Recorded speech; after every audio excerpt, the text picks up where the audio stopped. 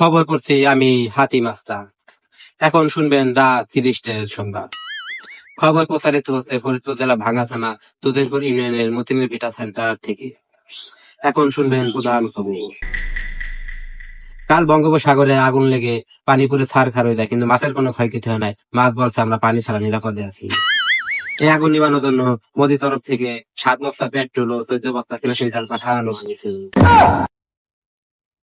গতকাল পদ্মা সেতু ব্রিজের পার একটি মহিলা দাঁড়িয়েছিল। মহিলা দাঁড়িয়ে থাকার পর একটি ইলিশ মাছ উড়ে যাইতেছিল। খবরে জানা যায় মহিলার অন্যার পাড়ি লেগে ইলিশ মাছের 36টি দাঁত ভেঙে জায়গায় পড়ে যায়। এরপর ইলিশ মাছ দুঃখ প্রকাশ করেন যে তিনি দাঁত দিয়ে কিছু চাবিয়ে খেতে পারছেন না।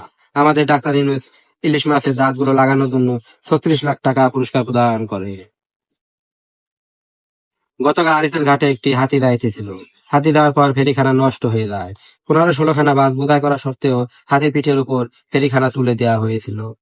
হাতিটি নিমিদিমি করে যাইতেছিল, এক পুঁটি মাছের পাড়া হাতির চ্যাপ্টা হয়ে গেল। গতকাল বুড়িগঙ্গা নদী দিয়ে একটি বিশাল বড় জাহাজ যাইতেছিল। এক কাইলা মাছের সাথে অ্যাক্সিডেন্ট হয়। বিশাল বড় জাহাজটি ভেঙে চুরে পানিতে ডুবে যায়। আরো জানা যায় আকাশ দিয়ে একটি বিমান যাইতেছিল। এক মশার সাথে ছোঁয়া লেগে বিমানটি ভেঙে চুরে মাটিতে পড়ে যায়, কিন্তু মশার কোনো ক্ষয়ক্ষতি হয় নাই, শুধু মশার বাপ ধরে পড়ে গিয়েছিল। আবহাওয়া, কাল সারাদিন রোদ থাকবে এবং দিনের ভিতরে 14 বার বৃষ্টি হতে পারে। আগামীকাল সূর্য উঠবে 8:30টায় এবং সূর্য অস্ত যাবে বেলা 2:30টায়। তারপরের দিন সূর্য উঠলে আর ডুববে না, ডুবলে আর উঠবে না। এখন শুনবেন নায়ক নায়িকাদের খবর।